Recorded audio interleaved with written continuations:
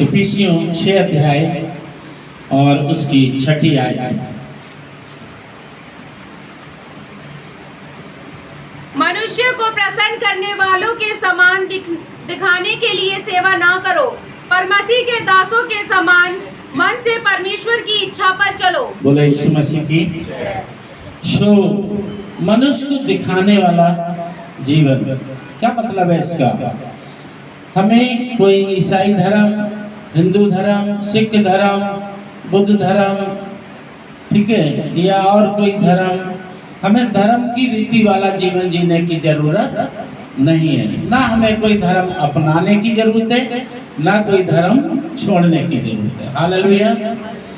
अगर हमें उद्धार चाहिए, हमें शिफा चाहिए, हमें आशीष चाहिए, अगर परमेश्वर से, अगर हमें परमेश्वर से कुछ भी चाहिए, उसके लिए हमें कोई धर्म अपनाना और कोई धर्म छोड़ना या किसी धर्म की रीति पे चलना, ये हमारे लिए आवश्यकता नहीं है। हर प्रकार से आशीषित होने के लिए, उद्धार पाने के लिए जरूरत है परमेश्वर के पुत्र यीशु की लिए अपने जीवन में लेने की। हालेलुया।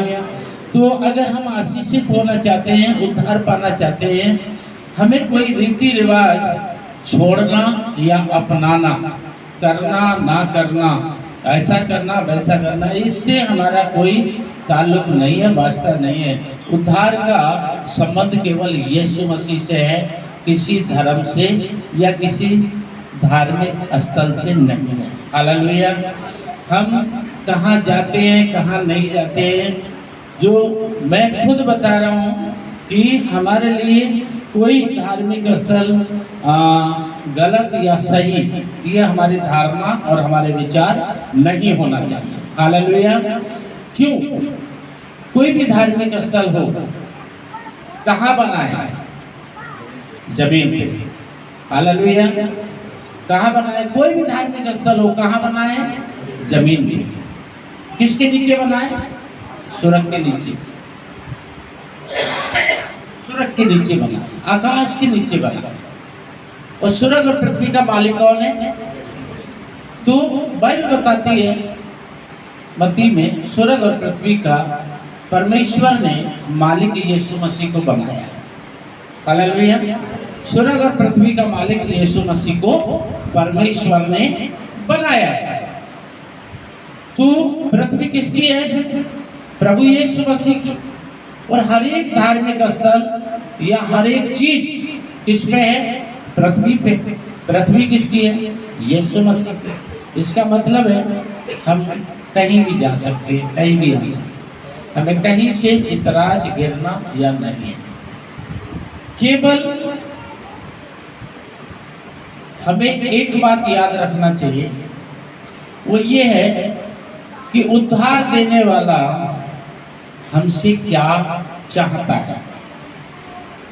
ईसाई धर्म हमसे क्या चाहता है, हिंदू धर्म हमसे क्या चाहता है, मुस्लिम धर्म हमसे क्या चाहता है, सिख धर्म हमसे क्या चाहता है, या और कोई धर्म हमसे क्या चाहता है, ये मायने नहीं रखता।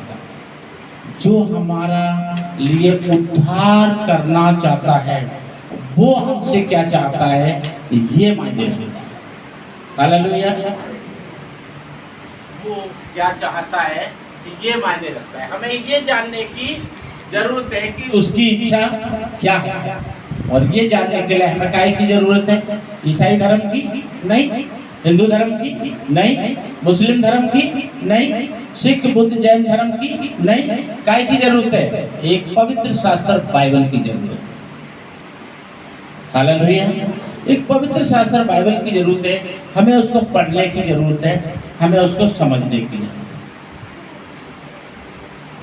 और एक बहुत अच्छी बात है, एक बहुत अच्छी बात है, वो ये है कि हम किसी भी शास्त्र को उठा लें, ऐसा कोई शास्त्र नहीं है जिसमें प्रभु यीशु के बारे में नहीं बोला गया है। हालेलुया। चाहे तो ये है कि वो मोक्ष उससे होगा जो काट पे लटकाया जाएगा, चाहे फिर ये है कि उद्धार उसी से है जो कीलों से ठोका गया, ठीक है ना, या फिर जन्नत उसी के द्वारा है जो आके गया है और आएगा। हालेलुया। तो हमारे लिए जरूरत है ये जानने की कि उद्धारकर्ता की इच्छा हमारी जिंदगी से क्या है, और उसके लिए हमें एक पवित्र शास्त्र बाइबल को पढ़ने की जरूरत है। इसलिए कहते हैं मसीह मेरा उद्धारकर्ता और बाइबल मेरी जान। सत्य को जानने के लिए हमें बाइबल का पढ़ना जरूरी है, और दूसरे शास्त्रों को भी पढ़ना चाहिए। दूसरे शास्त्रों को भी पढ़ना चाहिए। कोई पढ़ना पाप नहीं है। कुरान पढ़ना या गीता पढ़ना या गुरु ग्रंथ पढ़ना, कोई शास्त्र को पढ़ना पाप नहीं है। ठीक है, हमें सभी को पढ़ना चाहिए, और सबको पढ़ के फिर सच्चाई को जानना चाहिए, सत्य को जानना चाहिए, और जो सत्य हो उसको फिर ग्रहण करना चाहिए, और ग्रहण करके फिर उसकी इच्छा पे चलना चाहिए। हालेलुया। उसकी इच्छा पे चलना चाहिए। किसी मनुष्य, किसी पास्टर के कहने से, किसी मौलवी के कहने से, किसी पंडित गुरु के कहने से हमें नहीं चलना चाहिए। मैं खुद एक पास्टर होकर इस बात को कह रहा हूँ। खुद सत्य को जानो, और सत्य के द्वारा क्या हो, शास्त्र को पढ़ने के लिए कुछ समय निकालो, समय निकाल के पढ़ो, सच्चाई को जानो, जिंदगी में उसको जगह दो जो जीवन दे, उसको जगह मत दो जो मृत्यु दे। हालेलुया। जिंदगी में, अपने जीवन में उसको जगह दो जो क्या दे, जिंदगी दे। उसको जगह मत दो जो क्या दे, मृत्यु दे। रोमियो 6 अध्याय, रोमियो 6 अध्याय और उसकी 22 आयत, रोमियो 6 उसका 22। परंतु अब पाप से स्वतंत्र होकर और परमेश्वर के दास बनकर तुमको फल मिला, जिससे पवित्रता प्राप्त होती है और उसका अनंत जीवन है। हालेलुया। क्या है? अनंत जीवन। जहाँ आपको छुटकारा मिलता है, जहाँ आपको शिफा मिलती है, जहाँ आपको आशीष मिलती है, जहाँ सत्य है, वहाँ आप खड़े हो जाए। कोई धर्म आपको परमेश्वर से नहीं मिला सकता, और परमेश्वर किसी धर्म का हो नहीं सकता। जो किसी एक धर्म का है वो कभी परमेश्वर नहीं हो सकता। परमेश्वर कोई एक जाति का नहीं हो सकता, कोई एक धर्म का नहीं हो सकता। परमेश्वर वही हो सकता है जो स्वर्ग और पृथ्वी का मालिक है। जो स्वर्ग और पृथ्वी का मालिक है वही परमेश्वर है। जो आजादी दे वही परमेश्वर है। जो जीवन दे वही परमेश्वर है। आप कैसे व्यक्ति से दोस्ती करना चाहेंगे? एक व्यक्ति जो आपको पिटाई करे और एक व्यक्ति जो आपको बचाए, कौन सा पसंद होगा? आप रोड पे हैं, एक आपको मार रहा है, एक आपको बचा रहा है, किससे दोस्ती करना पसंद करेंगे? तो बस इसके लिए कोई अपना धर्म का मतलब नहीं बनता, कोई जाति का मतलब नहीं बनता, कोई नाम का मतलब नहीं बनता, कोई कपड़े का मतलब नहीं बनता, खाने पीने का मतलब नहीं बनता, रहन सहन का मतलब नहीं बनता। केवल मतलब ये बनता है कि आखिर सच्चाई कहाँ। हालेलुया। मैं बचपन से खोजते आया, सच्चाई को मैं बचपन से खोजते आया, ढूंढते आया, लेकिन मेरा मन संतुष्ट हो गया आके यहाँ कि सच्चाई यीशु मसीह। जब मिला कि मार्ग, सत्य और जीवन यीशु ही है, अल्फा और ओमेगा यीशु ही है, इमानुएल यीशु ही है, जगत का उद्धार करने वाला यीशु ही है, सबका प्रभु यीशु ही है। जब इस तरीका से बाइबल में वचन मिले, जो कोई प्रभु का नाम लेगा वो उद्धार पाएगा। ठीक है। परमेश्वर ने जगत से प्रेम रखा है और अपना इकलौता पुत्र दिया। जब इतने बहुत सारे वचनों से मन संतुष्ट हुआ कि यीशु एक ऐसा प्रभु है जो सबका प्रभु है, एक का प्रभु नहीं है, किसी धर्म का, जाति का प्रभु नहीं है, सबका प्रभु है। इसका मतलब ये सही है, क्योंकि स्वर्ग में सबको जाने के लिए अनुमति है। जो जाना चाहे स्वर्ग में जा सकता है। किसी विशेष धर्म के लिए स्वर्ग नहीं है, तो फिर विशेष धर्म का प्रभु भी नहीं हो सकता। जब स्वर्ग सबके लिए है, तो स्वर्ग का मालिक भी सबके लिए होगा। और वहाँ जब मिलता है, जो कोई प्रभु का नाम लेगा, रोमियो 10:13 में जो कोई प्रभु का नाम लेगा वो हालेलुया। तो हमारा जो जीवन है, हमारे जीवन में जो है उसको स्थान दो, जिससे उद्धार है, शांति है, चंगाई है, अनंत जीवन है, खुशियाँ हैं, आशीष है। और उसको स्थान देने का मतलब है उसकी इच्छा को पूरा करना। आमीन। तो उसकी इच्छा क्या है? ठीक है, इफिसियों 6 उसका 5। हे दासों, जो लोग इस संसार में तुम्हारे स्वामी हैं, अपने मन की सिधाई से डरते और कांपते हुए जैसे मसीह की, वैसे ही उनकी भी आज्ञा मानो। आमीन, हालेलुया। तो परमेश्वर ने आपके लिए जो नियुक्त किया है, उसके अधीनता में आज्ञाकारी होकर भी चलना बहुत जरूरी है। जो भी कोई आपकी सेवा के लिए परमेश्वर ने नियुक्त किया है, क्योंकि उसको भी कहा है कि तू मेरी भेड़ों को क्या कर, चरा। और अच्छी भेड़ कभी अपने चरवाह को थकाती नहीं है। कौन थकाता है? दो का जिक्र किया गया है बाइबल में। कौन थकाता है? आवाज नहीं आ रही है, बोलकर राजी नहीं है। हाँ, आसिफ थोड़ा जोर से। हाँ, तो बकरी क्या है, वो अपने चरवाह को थकाती है। भेड़ कभी अपने चरवाह को थकाती नहीं। क्या मतलब है इसका? इसका मतलब है कि जो भेड़ अपने चरवाह को खुश करती है, वो चरवाह अपनी भेड़ की चिंता करता है। यीशु हमारा चरवाह है, हालेलुया। वो हमारी चिंता करता है। क्या बोला? तुम अपने लिए चिंता नहीं करते, लेकिन ये नहीं बोला कि औरों की चिंता नहीं करते। लिखा है दूसरों के हित की चिंता किया करो, पर अपनी चिंता नहीं करना। तुम्हारी चिंता करना चरवाह का काम। आमीन। उसी तरीका से जब दूसरे स्थल पे आते हैं, तो परमेश्वर ने पास्टर के रूप में नियुक्त किया है, उसके भी साथ हमारा अधीनता होना चाहिए, रिश्ता होना चाहिए। यहाँ कलीसिया में और पास्टर में प्यार होता है, मेल मिलाप होता है, एक दूसरे को जब समझते हैं, एक दूसरे के साथ मिलकर चलते हैं, वहाँ प्रभु का वास होता है, हालेलुया। और प्रभु आगे बढ़ाता है, और फिर प्रभु का राज्य बढ़ता है। और प्रभु को खुशी इस बात से होती है कि चरवाह और कलीसिया दोनों आपस में मिलके जाना करें, अपने घरों में खर्राटे ना मारें। क्या करें? 6 दिन प्रभु का काम करें। प्रभु का काम करने के लिए आपको अपना संसारिक काम छोड़ने की जरूरत नहीं है। बिजनेस करते हो, नौकरी करते हो, कोई भी काम करते हो, उसको छोड़ने की जरूरत नहीं है।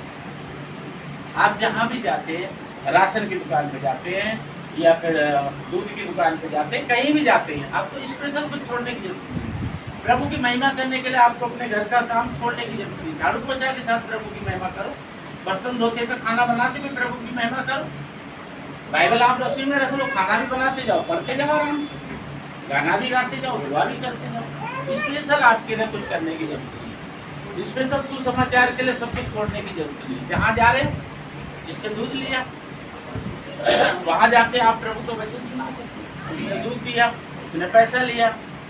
प्रभु यीशु आपको बहुत आशीष करें, आपका उद्धार करें। भैया बोलेंगे अरे अरे अरे ऐसी क्या बात है, नहीं आपने देखो हमारे लिए दूध दिया है, इसकी चाय पीने दो। कहेंगे आपने पैसा दिया है, बोले कोई बात नहीं, इसमें भी प्रभु यीशु को महिमा मिले। आप अपना बोल के चले आए, काम करिए, हालेलुया।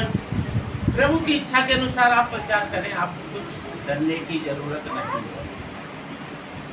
डराने वाले खुद डरेंगे, आपको डरने की जरूरत नहीं है। पर हाँ, आपका सिद्धांत अच्छा हो, आपका वातावरण अच्छा हो, तू तुम और आप, पहले मैंने कई बार बताया है, तू तुम और आप सम्मान भी पा सकते हो और पिटाई भी खा सकते हो। अगर हम अच्छे से चले और उसके बाद सताए जाएं, तो हमें दुखी होने की जरूरत नहीं, लेकिन गलती के कारण प्रभु की महिमा के लिए अगर हमें कोई बुरा वाला बोलता है तो कोई बात नहीं, हालेलुया। इफिसियों 6:4। हे बच्चे वालों, अपने बच्चों को रिस न दिलाओ, परंतु प्रभु की शिक्षा और चेतावनी देते हुए उनका पालन पोषण और माता करो। पिताओं को चाहिए, अगर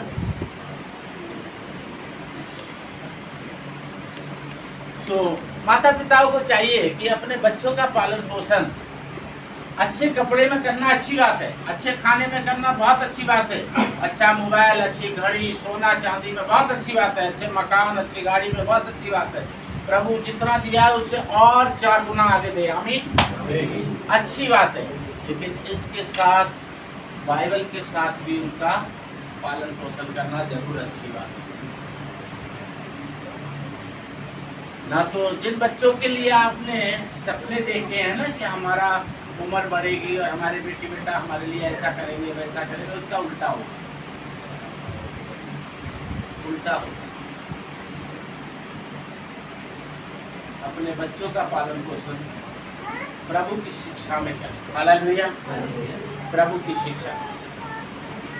आप अपने बच्चों के लिए खुला छूट दे रखे हैं, वो जो मर्जी करें, लेकिन आप तो प्रभु में खूब अच्छे से बढ़ रहे हैं। और याद रखना, आगे आपके लिए पता है क्या हो रहा है, आपकी उम्र ढलती जा रही है, उनकी उम्र बढ़ती जा रही है।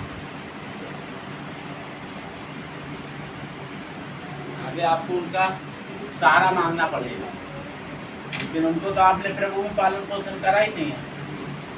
वो तो जहाँ जाएंगे वहाँ आपको लेके जाएंगे। और बाइबल में क्या लिखा है मत्ती में, जो अंतिम समय तक रहेगा उसी का उद्धार होगा। फिर आप क्या करेंगे? इसलिए अपने बच्चों का पालन पोषण सारी शौक मौज कराते हुए प्रभु के वचन में भी करें। अपने बच्चों के लिए भी बाइबल सर यीशु मसीह से जोड़ के रखें। बच्चों के अंदर धर्म नाम की चीज को सेव ना करें, ना ईसाई, ना मुसलमान, ना सिख, ना हिंदू, ना ये ना वो, ना वगैरह वगैरह। क्योंकि ये धर्म शब्द जो है ना, ये केवल नफरत फैलाने के लिए, कोई भी हो, चाहे वो ईसाई धर्म, मुसलमान धर्म, सिख धर्म, हिंदू धर्म, कोई धर्म शब्द जो आता है ना, वो केवल नफरत के लिए, शैतान का कार्य करने। आज आप देख रहे हैं आपके देश में क्या हो गया है, एक पूरा भय का माहौल है हर जगह, है ना। किसी के पास जाने से पहले सोचना पड़ता है, यार पता नहीं वो हमारे क्या सोचेगा, क्या करेगा। शैतान की ओर से भय है, परमेश्वर की ओर से प्रेम है। हालेलुया। इसलिए हमारा धर्म की ओर नहीं, प्रभु की ओर हम जाएं, और धर्म की ओर नहीं, प्रभु की ओर हम अपने बाल बच्चों को भी लेके जाएं। 3, कि तेरा भला हो और तू धरती पर बहुत दिन जीवित रहे। तो जहाँ प्रेम की बढ़ोतरी होगी वहाँ उम्र बढ़ेगी, भला भी होगा और क्या होगा, उम्र भी बढ़ेगी। लेकिन जहाँ नफरत होगी वहाँ बुरा भी होगा और उम्र भी। नफरत में क्या है? नफरत एक पाप है, पाप की मजदूरी नफरत की। प्रेम एक धार्मिकता है, परमेश्वर का वरदान प्रभु यीशु मसीह में अनंत जीवन है। धर्म के पीछे ना तो चले, ना किसी को चलने की शिक्षा दे। स्वयं परमेश्वर के पीछे चले और परमेश्वर के पीछे चलने की दूसरों को भी सुसमाचार सुनाएं, खुद बच्चे औरों को भी बचाएं। 2, अपनी माता और पिता का आदर कर, यह पहली आज्ञा है जिसके साथ प्रतिज्ञा भी है। और जो बच्चे अपनी जिंदगी खुशहाली देखना चाहते हैं, चाहे वो लड़की हो या लड़का, जो चाहते हैं कि उनका जीवन को परमेश्वर एक खुशहाली जीवन बनाए, ठीक है।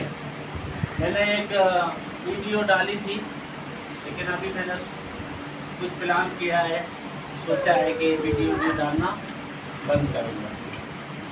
तो मैंने कई लोगों को भेजा था, बहुत लोगों को भेजा था कि कुछ समय अपने बुजुर्गों के साथ भी बिता लिया था, ठीक है। वो बुजुर्ग माता पिता भी हो सकते हैं, चाची चाचा भी हो सकते हैं, मौसी मौसा भी हो सकते हैं, मामा मामी भी हो सकते हैं, ताऊ ताई भी हो सकते हैं, वगैरह वगैरह। जो हमारे इस उम्र में बड़े हैं वो बुजुर्ग में आते हैं। तो मैंने वो वीडियो काफ़ी लोगों को भेजी कलिसिया में कि कुछ समय बुजुर्गों के साथ भी बिता लिया जाए। मेरा बचपना बुजुर्गों के साथ ही रहा और बहुत कुछ मुझे मिला है जो बाइबल में भी वो जुड़ा है। जो अपने माता पिता का आदर करते हैं परमेश्वर उनको पसंद करता है, और जिसके लिए यीशु पसंद करता है उनको स्वर्ग और पृथ्वी मिलेगी, क्योंकि स्वर्ग और पृथ्वी का मालिक वो पसंद क्यों करता है? कहता है मैं भी अपने पिता का अकेला दुलारा था और अपने पिता का आज्ञाकारी। वो भी एक पुत्र है, वो भी बेटा है परमेश्वर का, वो आज्ञाकारी, और आज्ञाकारी बच्चों से ही वो पसंद होता है। तो जो अपने माता पिता का आदर करते हैं प्रभु उनसे पसंद होता है, वो आदर नहीं करते हैं प्रभु उनसे पसंद नहीं होता है। बच्चे चाहते हैं अगर जिंदगी की सफलता तो परमेश्वर के आदेश के अनुसार अपने माता पिता का आदर करना भी सीखें। एक, हे बालको, प्रभु में अपने माता पिता की आज्ञाकारी बनो, क्योंकि यह उचित है। क्योंकि यही सही है, इसके अलावा और कोई सही नहीं है। किसी भी धर्म के बन जाओ, रोज दिन में 4 बार धर्म बदल ले, ठीक है? एक बार टोपी लगा लो, एक बार चूटी लगा लो, एक बार पगड़ी लगा लो, एक बार कुरूस पहन लो, कोई फर्क नहीं पड़ेगा, कोई फायदा नहीं। दिन में तुम 10 बार ये नाटक करते रहो, ये केवल नाटक है। फिल्मों में क्या होता है ना? फिल्मों में एक ही आदमी सारा रोल, कभी वो पंडित बनता है, कभी मौलवी बनता है, कभी बाबा बनता है, कभी डाकू बनता है, कभी ये तो एक फिर क्या है, क्या बोलेंगे इसको?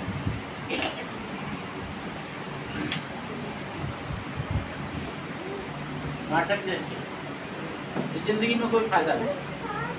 कितने भी धर्म बदल लो, धर्म बदल लिया, जिंदगी बदली नहीं, नाम बदल लिया, मन बदला नहीं, कपड़े बदल लिए, नहाए नहीं, हैं? कहाँ गया मन? हैं? लगा ली, हैं? क्या बोल रही थी? द्वारका से हम मेट्रो स्टेशन पे जब पहुंचे तो वहाँ कोई एक बहन जी आ गई, नहाने का टाइम नहीं मिला होगा, घर में पानी वानी नहीं आया होगा, तो पूरा वही भर कर ले आई। और हमारा मन चल रहे थे, 2 सिस्टर, एक उनकी बेटी और एक वो और हमारे संग में थी। इनने मक्खन लगा दिया। बताओ, लोग ऐसे करके आ जाते हैं, पूरे में फैल गया। अरे भैया वो दूसरी सिस्टर तो शुरू हो गई, नहाती नहीं है, दूसरे के लिए ब्रश करने के लिए आ जाती, और वो उन्हीं के पीछे लग गई। मैंने कहा ये था, मैं उधर खड़ा हो गया, मैंने कहा आप जाना मदद करने। वो मुड़ मुड़ के देख रही है कि ये आ नहीं रहा है, वो उससे पंगा लेने के लिए, है ना? तो भैया उनकी कोई मजबूरी नहीं होगी, उन्होंने खाली वो लगा रखी थी, और ऐसे महक रही जैसे शराब के ठेके पर।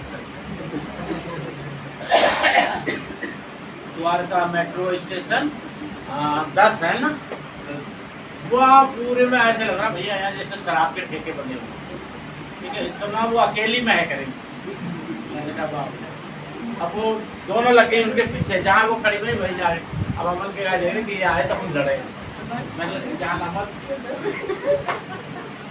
तो जितने भी अपने माता पिता की आदर करते हैं, आज्ञा का पालन करते हैं, बुजुर्गों के साथ जो थोड़ा समय बिताते हैं, ठीक है ना, और जितने प्रभु का वचन को लेके चलते हैं, धर्म को लेके नहीं, प्रभु को लेके चलते हैं, तो सबके सब आशीषित हो। हालेलुया। तो हम प्रभु के पास आशीषित होने के लिए आए, प्रभु के पास प्रेम में बढ़ने के लिए आए, क्रोध में बढ़ने के लिए। प्रभु ने कोई धर्म नहीं बनाया किसी भी शास्त्र में, इसलिए मैं हर एक शास्त्र के बारे में और सबसे मिलता हूँ। मैं साधु संतों से भी मिलता हूँ, मौलवियों से भी मिलता हूँ, पंडित से भी मिलता हूँ, मंदिर वालों से, गुरु लोगों से भी मिलता हूँ, मैं सबसे मिलता हूँ, सबके पास जाता हूँ, सबके साथ बैठ के चाय पीता हूँ, सबके साथ बैठ के खाना खाता हूँ, पर उनके साथ बैठ के खाना दुआ करके खाता हूँ, चाहे दुआ करके ही पीता हूँ।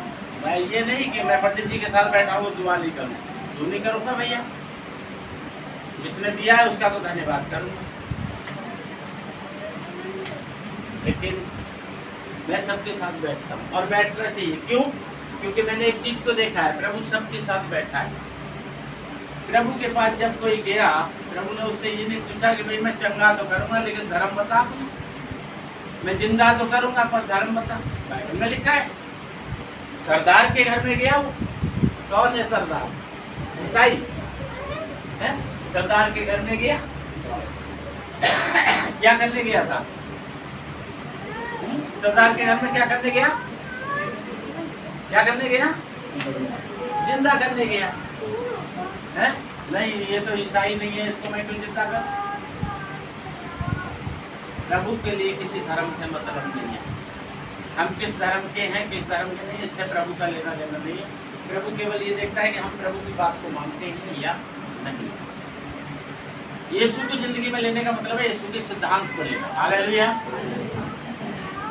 जो उसने कहा है वो करो। अगर हम वो नहीं करते तो हम किसी भी धर्म के हों, स्वर्ग से वंचित रहेंगे। यीशु को इच्छा पूरे करते हैं तो स्वर्ग में प्रवेश करेंगे। बोले यीशु मसीह की यीशु की इच्छा को पूरा करें, स्वर्ग में प्रवेश करें। प्रभु की इच्छा को फिर मुलाकात होगी। जय